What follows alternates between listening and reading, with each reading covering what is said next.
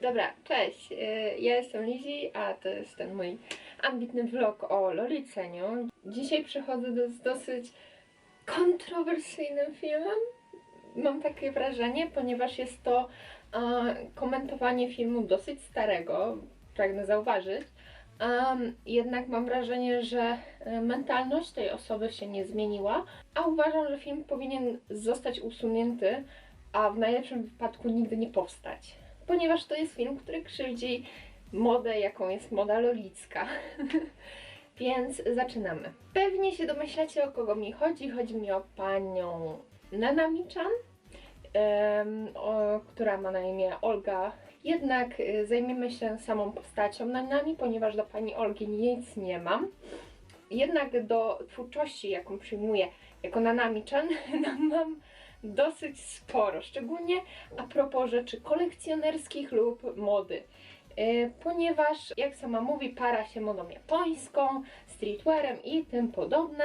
I kiedyś postanowiła nagrać film o lolitach, o modzie lolickiej, co jest w niej potrzebne, jak i różnych podstylach. Film jest, mam wrażenie, że został bardzo dobrze przyjęty, niestety z braku wiedzy i wprowadzania w ogromny błąd. Samym tym, że ma tyle wyświetleń, potem dużo dziewczyn, które chcą lolicić i które chcą być w tej modzie, spotyka się niestety z bardzo wielką ścianą, jaką jest, nie wiem, wydatki, czy różne tego typu rzeczy, czy nawet sam słownik. Więc to jest motywem wstępu. Nic nie mam do pani Olgi, jednak mam do akurat tego filmiku, jak i następnego o lalkach VJVD, jednak to będzie już w następnym filmie, ponieważ na ten temat chcę poświęcić maksymalną ilość czasu, więc no, będą to dwa filmy.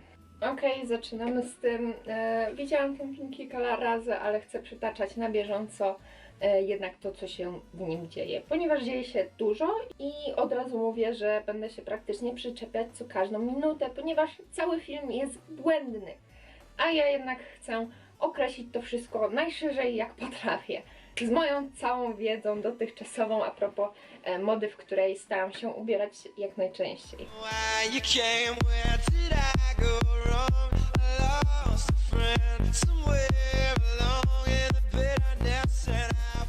Lolita w slangu młodzieżowym oznacza tyle, co młodszą dziewczynę próbującą się przypodobać starszym panom w towarzystwie.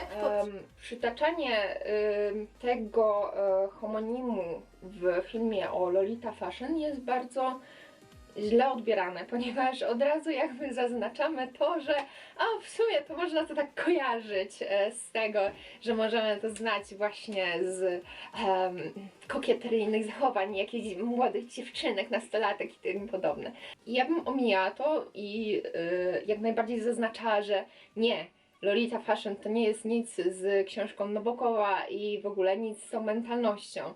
No niestety samo przytoczenie tego tematu jest po prostu błędnie potem interpretowane przez wielu ludzi. Często nadmierne odsłanianie swych wdzięków. W Japonii raczej to określenie jest dość odsyłane na bok. Choć z drugiej strony to nieco dziwne, skoro Japonia jest najbardziej zboczonym krajem na świecie. Lolita to... Tak, Japonia... Nie powiedziałabym, że jest najbardziej zboczonym krajem. To, że są anime, nie wiem, mangi, różne style, to jest jakby osobna część, szczególnie nastolatków, którzy uzewnętrzniają to wszystko, tak? Raczej ludzie starsi zachowują wszystko dla siebie i raczej to jest takie społeczeństwo, które jakoś pamiętajcie nie idzie, że tak powiem. Tak, jest odsuwana na bok, ponieważ Lolita nie jest znana jako Nabokow, ponieważ tam o tym się nawet nie słyszało tak w sumie. Dzisiaj jednak skupimy się raczej na modzie lolickiej, której pochodzenie nie jest do końca jasne, jednak za jej matkę uważa się Japonię. Jej pochodzenie jest dosłownie jasne, ponieważ zapoczątkował ją tak na dobre pan Manasama, który jako pierwszy zaczął przewidywać tą stylizację, założył też markę Moimi Motue, tu macie nazwę, ponieważ jestem chyba jedną z niewielu lolit, które Nie umiem tego wypowiedzieć. Nieważne ile razy bym to powtarzała, nie umiem, więc tu macie nazwę. I Gostek tak jakby to rozpowszechnił. Jest też Misako Aoki, ona też bardzo rozpowszechniła tą modę. I ta dwójka jakby przyczyniła się do wzrostu popularności tej mody. Mamy też film Kamikadze Girls, bardzo polecam, bardzo fajny jest. Czerpie on ogromną inspirację ze stylu panującego w epoce wiktoriańskiej i edwardańskiej. Jest! Edwardiańskiej. Przepraszam, czepiam się, ja też nie jestem logopedą jakimś, przepraszam. Po co te 3 powtórzenia? Dobra, ale tak bardziej co do merytoryki tego, co usłyszeliśmy. Edwardiańska nie jest jakby elementem stylu Lolity. Epoka edwardiańska nie jest nie jest tu kluczowa.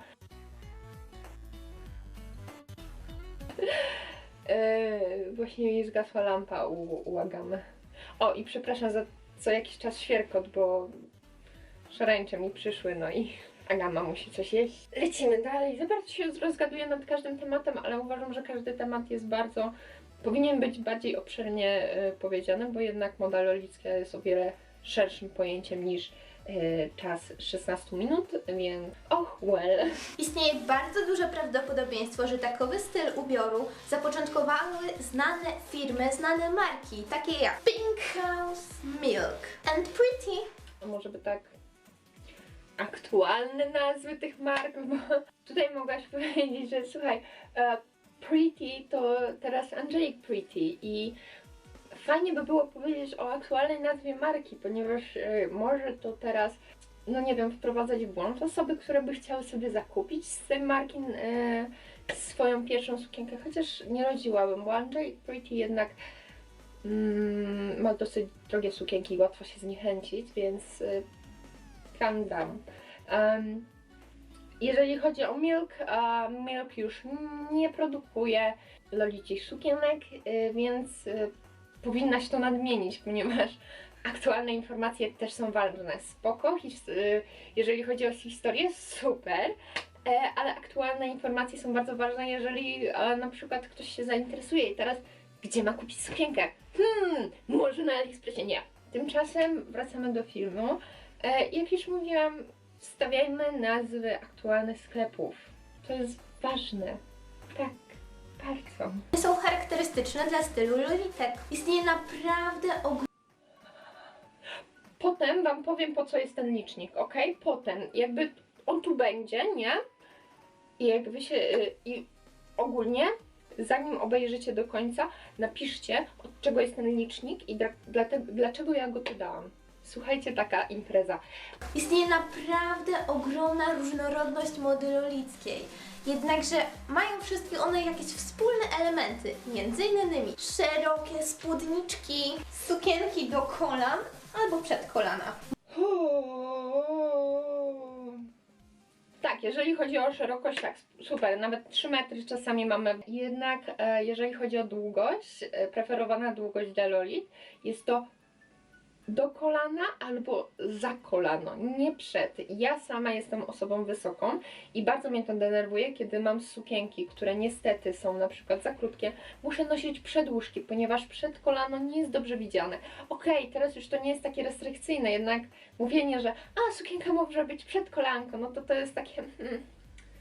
No wiesz, jak już z tym nic nie zrobisz, no to okej, będzie to przed to kolano, ale jednak preferowana długość to jest do lub za kolano, nie? Ale nie przed, jakby strój lolicki jest bardzo skromny i trzeba to mieć na uwadze, więc no samo przejście.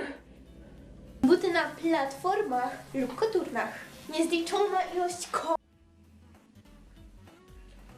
O ile się nie mylę, najpopularniejsze buty lolickie o nazwie Tea Party Shoes mają 1-centymetrowy obcas. Czy to są wysokie obcasy? Owszem, mamy wysokie obcasy, jednak w modzie lolickiej jest bardziej preferowana taki delikatność. Oczywiście nie mówię o OTT, ale swego rodzaju uroczość. Nawet w gotyku oczywiście są platformy, są rocking horsey, które też są bardzo kultowe i w ogóle, ale jednak jeżeli chodzi o buty, bardziej to zależy od sukienki, jakie mamy buty, niż od tego, jakie są zasady. Jakby sukienka tworzy zasady tego, jak ma wyglądać cały kord. Kokard, falban i wstążeczek. Skórzane bądź z syntetycznej skóry torby. Maskotki. Czy ja bym... To nie są najważniejsze i najbardziej takie stricte rzeczy do Lolity. Wiesz, ja mam dużo Lolit, mam materiałowe torby z Angelique Pretty na przykład, czy plastikowe nawet, weź. Wiesz, jakie to jest szpan? Ale to nie jest jakaś zasada, nie? No torebka zazwyczaj jest do kordu, no tak jak masz do sukienki kord, nie? Że w sukience też masz zazwyczaj torebkę. Taka jest zasada, ale możesz mieć plecak, nie? Są i tabagi i tak dalej. Tak samo jak ilość kokard. Mam na sobie 4 kokardy. Czy to jest niezliczona ilość? Mam sukienki bez żadnej falbanki i to już nie jest Lolita. Jeżeli chodzi, i od razu już wyjaśniam, podstawowe rzeczy co do Lolity to jest sukienka właśnie do kolana albo za kolano, coś na główkę. Mamy też koszulę, jeżeli mamy spódnicę lub JSK, coś z dodatków. Jednak jeśli to jest casual, to nie musi być jakoś maksymalna ilość dodatków. Wiecie, ja na przykład nie noszę w Lolicie prawie w ogóle biżuterii. Dlaczego? Bo nie mam na nią hajsu. Też OT case, czyli jakieś zakolanóweczki, no i oczywiście halka. To są najbardziej podstawowe rzeczy co do Lolity i to do każdej, jakby do całego kształtu samej mody. I potem rozwarstwiamy się na OP, na JSK, na Classic, Sweet, Gothic, jakby, ale te podstawowe to jest headdress, koszula, sama sukienka, OT case, czyli te nasze zakolanówki, skarpetki, cokolwiek, buty maczujące, no to jest wszystko, nie? Jakby już mamy cały, no i halka. I już wtedy mamy cały kord, tak? Halka jedna, dwie, wiecie, to zależy też jak wam jest wygodnie. I pantalony! Nie no, pantalony nie są te, nikt wam po sukienkę nie będzie sprawdzał, jednak to jest bardzo wygodna rzecz, serio, polecam pantalony. Oczywiście makijaż, bo co to za lolitka bez makijażu? Lolickie style najbardziej widoczne są na ulicach Tokio i Osaki. I teraz przybliżę wam kilka. Zacznijmy od czegoś lightowego, czyli casual. Chwila, pani Nanami mówi teraz o podstylach, ma na myśli, mówi podstyle, jednak ja myślę, że ma na myśli motywy. Słuchajcie, czyli motyw to może być na przykład, mamy motyw, nie wiem, jednorożców, motylków, truskawek, do truskawek potem przejdziemy, zegarków, ja teraz mam zegarki tutaj, to jest motyw zegarków. Jednak podstyl jest już bardziej związany z tym konkretnym stylem, jakim jest Lolita, bo podstyli mamy tylko i wyłącznie 3. Jest to Gothic, Classic i Sweet. 3. Motywów jest nieskończenie wiele, jak tylko sobie wymarzymy pieski, kotki, króliczki, alpaki, sarwale, truskawki, ziółka, Harry Potter, cokolwiek, nie? Ale 3 głównymi, jeżeli chodzi o Lolitę, jest Gothic, Classic i Sweet. Mamy całość. Super. No, więc lecimy. Czyli casual Lolita, Lolita codzienna. To jest styl, który charakteryzuje się naprawdę ubogą gamą tego, co lolitki mogą zaprezentować. Cechuje się skromnością, ale nawiązującą do lolit, czyli właśnie te takie ładne spódniczki, ale bez zbytnej przesadności, ładne jakieś eleganckie koszule i jakieś torebeczki. Jeżeli chodzi o makijaż, to też raczej delikatne. Kto powiedział, że do casuala ma być delikatny makijaż? Weź, możesz być godem i sobie walnąć całe czarne oczy i czarny kord, który będzie po prostu casualowy. No, casual się cechuje po prostu mniejszą halką zazwyczaj, bo nie zawsze, i tym, że sukienka ma dosyć mało falban, to jest na przykład casual, czyli nie ma falbanek, tak. Jedyne co jest ze zwykłej Lolity to są te guziczki. To jest wszystko. Więc tak, casuali jest naprawdę dużo, to jest po prostu samo to, że jest skromniejszy. To wszystko, jakby nie ma żadnej zasady. Jest skromniejszy, po prostu. Classic Lolita, styl jakże dojrzały i ten taki pierwotny, że tak powiem, od niego wszystko się rozpoczęło. Nie, rozpoczęło się od gotyku. Tylko i wyłącznie gotyk. Jakby gotyk był i będzie pierwszym loliceniem. Classic, nie nazwałabym tego dojrzałym stylem, jest to styl bardziej stonowany i elegancki, z motywami często księżniczek, pałaców, zamków, są to kolory często takie stonowane, nudy, różnego rodzaju beże, to jest najczęstsza kolorystyka w klasiku. No chyba to wszystko, co chciałam powiedzieć. Inspiracje to barok i rokoko, które mają ogromny wpływ właśnie na styl, ponieważ głównie są zaczerpnięte nie tylko kroje, ale i po prostu wzory. Z jednej strony klasyczna Lolita przypomina właśnie taką słodką Lolitę, z taką, z którą właściwie ludzie kojarzą Lolity, takie wiecie, różowe panienki w ogóle, tylko że styl ten różni się tym, że kolory są raczej niekrzykliwe, są raczej stonowane i makijaż jest dość delikatny. A dodatki nie są tak uciążliwe w noszeniu. Laska, najwięcej dodatków właśnie mam do Classic Lolity, mimo że ubieram się w sweetie. I jakby najbardziej uciążliwa jest oczywiście parasolka, zaraz wam ją pokażę. To jest mój dodatek do Classic Lolity. Nie uważam, że on jest dosyć poręczny, więc no i raczej w każdym stylu jest uciążliwa w noszeniu, więc ogólnie każda stylizacja, na przykład OTT czy zwykła, może być uciążliwa w noszeniu, tak? To jest zawsze więcej dodatków, jakby casualnie jest uciążliwy w noszeniu. Tada! Chociaż jak kogo dla kogo, ja na przykład lubię mieć gorset na sobie i nosić tyle rzeczy, bo wiem, że dobrze w tym wyglądam i to lubię. Lolita Sweet, czyli jedna z moich ulubionych lolitek. One są tak urocze, że po prostu chciałoby się je schrupać. No ten styl, jak się już domyślacie, przecieka słodkością, a inspirację czerpie z mang, anime, takich typowo dziewczęcych, słodkich, jak i ze stylu rokoko, tak samo jak i klasyczna Lolita. Tutaj ma... Przepraszam, ja tylko tak. Tak po prostu mnie to... Coś mnie zabolało ogólnie. Nigdy nie mylmy Lolit z mandze i anime z modą lolicką.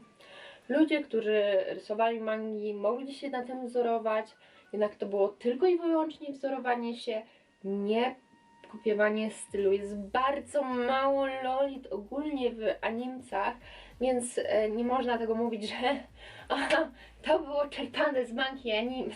Nie. Jak już, to mangi i anime czerpały właśnie z tej mody. Mój... You didn't hear that. Mój aparat się przegrzał, a nie jesteśmy nawet w połowie. Powinnam się pospieszyć, ale teraz nie będę się tak rozgadywać, mam nadzieję. Typu Lolita Sweet. Ten styl generalnie nawiązuje do dziecinności, dlatego buciki też nie mogą być zbyt wysokie i raczej są zazwyczaj na płaskich podeszwach lub w ogóle na niziutkim platformach. Nie będę się powtarzać, powiedziałam co są do butach i makijażu. Let's go! Tego wszystkiego. Sweet lolitki zazwyczaj spotykamy z różowymi torbami skórzanymi i masą maskotek. No i parasolki też wchodzą w grę, takie zupełnie zrobione z falbanek. Strawberry Lolita. Z tą Lolitą spotkałam się raczej na forach niż jakoś w realu, bo jeżdżę na konwenty, spotykałam dużo lolitek i dużo ludzi interesujących się tą modą, ale Strawberry jakoś tak nigdy nie wyróżniałam, szczerze mówiąc. Jest to moda typowo taka jak... Bo Strawberry się nie wyróżnia, to jest motyw jak każdy inny. Tylko, że on jest zazwyczaj w sweetie, jest to podstyl sweetowy i ma po prostu owocki, no. No tyle, no to nie jest podstyl, to jest za małe, żeby być podstylem. Nie ma jakichś super ekstra jakby rzeczy. Wszystko się zgadza z podstylem sweet. Tutaj tylko chodzi w grę print, czyli motyw. Dwa różne słowa. Decora Lolita to jest chyba najbardziej dziecinny styl z Lolita. Jeżeli można powiedzieć, że Sweet Lolita jest dziecinna, to ta już jest jakaś na maksa. Oczywiście uwielbiam ten Decora to jest inny styl. Jak mówimy o... Mam nadzieję, że miałaś po prostu na myśli Sweet Lolita w wersji OTT, czyli taką... No, ale Decora to jest inny styl i nawet nie ma motywu Decora Lolity. To są dwa inne style. Takie troszeczkę daleko. Znaczy nie aż tak daleko, ale troszeczkę od siebie stoją. Bo to są dwa inne style. Shiro Lolita. Jest to jedna z moich ulubionych rodzajów Lolit, które Słuchajcie, to skipnę. Po prostu to jest Lolita, która jest biała. Jezus Maria, bezprintowe sukienki, naprawdę to jest... Oh. Biała, bezprintowa kiecka. Czy będziemy rozróżniać każdy kolor po japońsku i że to będzie podstyl? No weź, ludzie, po prostu. Tak samo mówię o Kuro, ale... Zeskipujmy. To są sukienki po prostu bez printu, bez tego nadruku. Styl. Kuro Lolita. Ten styl po prostu powoduje ogromny kontrast z poprzednią Lolitką, o której wam opowiadała. Mind French Lolita, którą wam dzisiaj zaprezentuję. Jak To też nie jest Lolita. Od razu mówię. No jakby... Nie mówmy o tym więcej. Meido to nie jest Lolita, to jest po prostu pokojówka. Meido od razu jest brana jako coś seksownego, a jednak moda lolicka nie jest seksowna, nie jest żadnym fetyszem i właśnie próbuje odwlec wszystko od seksualności, w sensie serio. My nosimy babcine majty, że tak powiem, bo nawet pod sukienką trzeba być zakrytym, więc... To nie jest nawet Lolita, to nie stoi nawet blisko Lolity. opiera się na tym, że dziewczyny ubierają się, zazwyczaj dziewczyny, a chociaż i chłopcy też, tak jak i w każdym tym stylu, bo są też Szkoda, że nie wspomniałaś o tym, że chłopcy nazywani w tym stylu to są albo brolitas, czyli faceci po prostu ubierający kiecki Lolicie, albo OG, czyli książę po japońsku. OG po prostu to jest męska wersja Lolity, czyli masz gacie. Co też ma swoje zasady. Jednak nie będę tego teraz mówić, ale laska, jak mówisz już o całym stylu, no to powiedz o tym, że jakoś się nazywają te wersje, nie? Jakby taki... Czekaj. Taki research by wystarczył. Ty zrobiłaś research, który jest grubości mojego włosa. I to jest przykre, bo nagrywasz o tym film. Aristocratic Lolita. Ten styl wywodzi się już z romantycznego gotyku, czerpie z niej ogromną inspirację. Lolity te zazwyczaj noszą długie, gotyckie sukienki. Laska, mówisz o zupełnie innym stylu niż jest Lolita. To nawet nie jest już motyw, to już jest zupełnie inny styl. Ten styl nazywa się Elegant Gothic Aristocratic i to jest zupełnie inny styl. Laska, nie myl stylu, bo już pomyliłaś się jakieś 2 razy. Please, jakby research, taki... Wa i Kui Lolita, czyli styl oparty na tradycyjnych strojach japońskich. Oczywiście kimona, sukienki kui. No, jest taki motyw, ale to, co przedstawiłaś na zdjęciach, to tak średnio. Jakby trzymajmy się tego głównego planu, że sukienka jest do kolan, jest w takim bell shape albo align i no te zasady. Trzymajmy się tego, bo to, co przedstawiłaś, to jest kurwa przykre.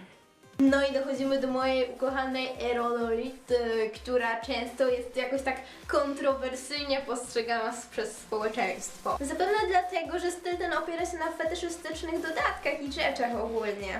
I Lolita nie jest fetyszem. I to wyklucza całą Erololitę. Chociaż teraz jest ten motyw nawet propsowany i przedstawię teraz kilka takich zdjęć. Słuchajcie, Erololita okej, jest, ale musi być zrobiona dobrze. I to jest bardzo trudne, ponieważ to też wspomnę, za motywy takie stricte bierzemy się dopiero wtedy, kiedy nauczymy się tych bazowych podstyli. Serio. Jakby zazwyczaj najpierw uczymy się jeździć na nartach, tak? Zjeżdżając z takich małych górek, używając do tego instruktora czy coś w tym stylu. A potem zabieramy się za czarną trasę, jakby no... Ludzie, no nie róbmy sobie krzywdy. I Lolita może być dobrze zrobiona i możecie uznać, że to nie jest seksowne, bo tak. Lolita ogólnie nie ma być seksowna. I tu moim zdaniem nakłada się ten nasz slang, że Lolita to jednak dziewczyna, która próbuje nakłonić starszych panów na małe co nieco. Weź mnie nie denerwuj tym stwierdzeniem, bo to serio jest krzywdzące i obraźliwe, serio. To naprawdę jest obraźliwe, bo wykorzystujesz w chamski sposób głupi homonim, z którym każda Lolita chce się zmierzyć, że to nie jest prawda. Bo to jest krzywdzące. No sorry, ale nie. To nie ma nic wspólnego z książką Nabokowa i Laska, czy ty w ogóle obejrzałaś film chociaż, czy przeczytałaś tą książkę, bo to serio boli. Goty Lolita, czyli bardzo popularny rodzaj Lolity na konwentach. On tyczy się właśnie epoki wiktoriańskiej, czyli suknie oparte na takich kloszach, że wiecie, one odstają, czarne kapelusiki. Ja myślałam, że każda sukienka odstaje. Wiecie, no halki to styl. No. Country Lolita, która czerpie ogromną inspirację od Sweet Lolity i często je ogólnie trudno rozróżnić, ponieważ są generalnie podobne, ale No to są motywy. Na przykład, tu mam motyw zimowy. Już powiedziała, że to jest Winter Lolita. I to jest ogólnie taki... No ja bym powiedziała, że taki trochę sweet, bo są zwierzątka i taki ładny kolorek. Ale krój ma taki klasyczny, jest taki dosyć casualowy. Ale nie jest to Winter Lolita. Laska jakby... Są 3 podstyle, zostańmy przy tym i róbmy ludziom wody z mózgu. Góro Lolita to Lolita zbliżona do stylu Shiro, jednakże O, no i o tym mówiłam. To jest w ogóle główny przykład tego, jak bardzo ludzie mylą motyw z podstylem. No, trochę przykre. Lolita jest względnie postrzegana jako moda codzienna i tak szczerze powiedziawszy, wyszłabyś jako podstyl oblana krwią. Serio? nieco inna, ponieważ te lolitki są zabandażowane i zakrwawione, łączą ze sobą słodkość, jak i grozę. Piękno i elegancja połączone z potwornością. Ten styl budzi we mnie naprawdę Sailor Lolita, czyli Lolita zainspirowane mundurkami japońskimi. No więc generalnie są to style nawiązujące do Lolit, a jednocześnie będące mundurkami. Takich strojów możecie dostać od groma i trochę na różnych stronach, ponieważ jest to chyba najbardziej popularny typ cosplayu ever. Ja na przykład... Czy ty porównałaś Lolitę do cosplayu? Czy to był aż tak duży skrót myślowy? Dlaczego Lolity się tak triggerują na ten film? Dlaczego on powinien zostać usunięty?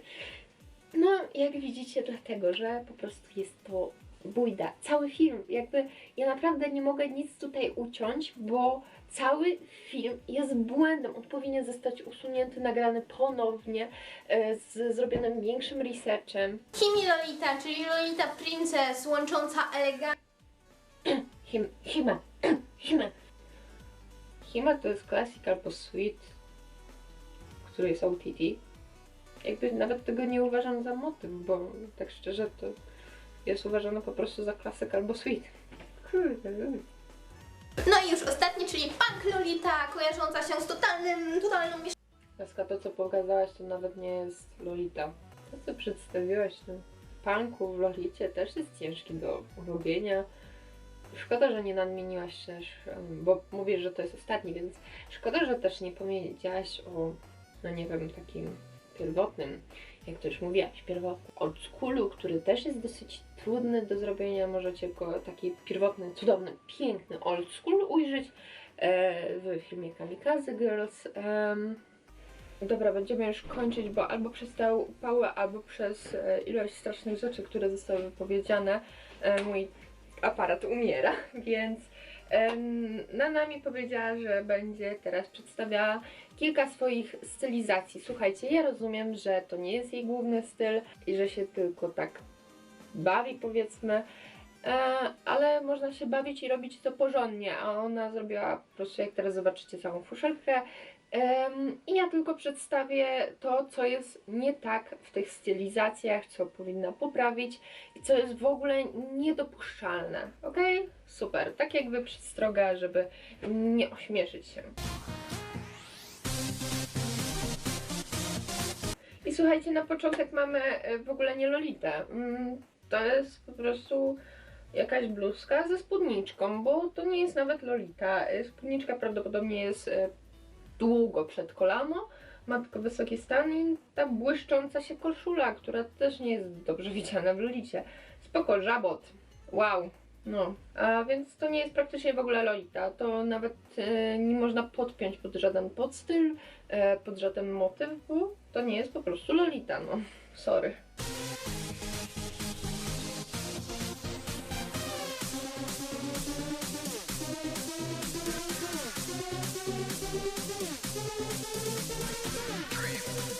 Nawet nie wiem co to jest, nawet nie wiem czy to jest Taobao. Słuchajcie, pierwsza rzecz, ona nie ma headdressu, co jest dosyć ważne, jeżeli ubieramy się, no to jest sukienka, która powinna wejść pod zwykłą Lolitę, tak? W zwykłej Lolicie po prostu musi być coś na głowie, tak? To jest jakby must have, liczący się do stylizacji i do całego kordu. Cokolwiek, nawet spinki, laska, no... Ja wiem, że to pewnie robiłaś na szybko, no ale przedstawienie sukienki łączy się z tym, że przedstawiasz cały kord.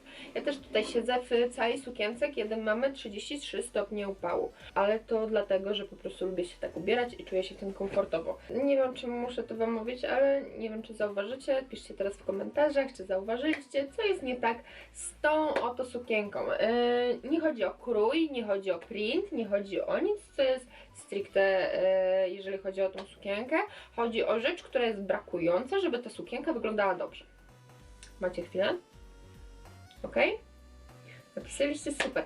To jest halka, nie ma w ogóle halki, co jest niedopuszczalne, nawet w casualu. Halka po prostu musi być. Do cięższych sukienek używa się stelaża, czyli takiej klatki i na to halki, żeby też ten stelaż nie był widoczny. A do zwykłych sukienek, takie jakie ja mam, czy takie jakie pani Nana mi przedstawia, powinna być halka, chociaż jedna, naprawdę, to no nie gryzie, a powinno być. To jest jedna z głównych zasad mody lolickiej.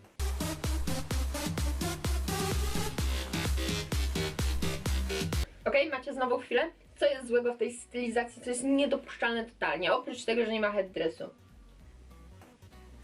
Tak, brak koszuli. Widzicie, nawet ten miś ma koszulę, ten co jest na drapaku. Słuchajcie, koszula w Lolicie jest ważna. Dlaczego? Ponieważ jest to strój elegancki i elegancja Software wprowadza to, że nie mogą być widoczne pachy. Co łączy się z tym, że musisz mieć zakryte pachy chociażby krótkim rękawkiem. Są koszule z krótkim rękawkiem nawet dotąd, tylko mają zakrytą pachę. To jest serio ważne. Mimo że sukienka jest na ramionczkach i tak powinno się zakładać pod nią koszulę, bo jest to narzucone. To jest właśnie to, co powinno być w tym stylu. To jest właśnie to, co jest najważniejsze w tym stylu. Nie żadne podstyle czy znajomość ich.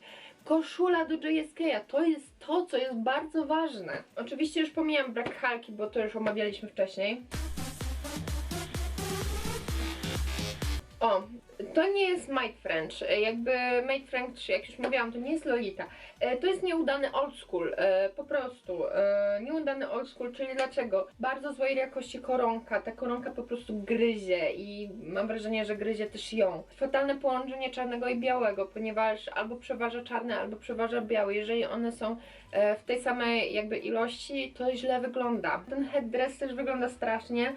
Ja mam wrażenie, że on jest niewyprasowany, nie jest zrobiony, on jest bardzo cienki i w ogóle nie pasuje do tego wszystkiego. No jest to prawdopodobnie sukienka z AliExpressu, jakiejś totalnie badziewnej jakości. No słuchajcie, Lolita jednak styl lolicki zwraca jednak największą uwagę na jakość wszystkich materiałów, więc to jest totalna porażka i tak się nie powinno ubierać, jeżeli mówimy o tym stylu. Jak mówisz, że to jest twoja stylizacja, twój styl, spoko, tylko nie nazywaj tego Lolitą, bo to Lolitą nie jest, to jest zwykła Ita.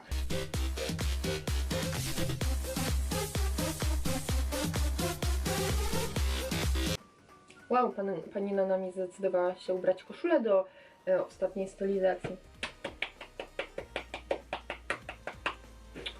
tylko szkoda, że nie do każdej, bo do każdej jest potrzebna koszula. No tutaj też koronka gryzie, no co ja mogę powiedzieć. W ogóle mam wrażenie, że to jest podróba sukienki Stu Alice.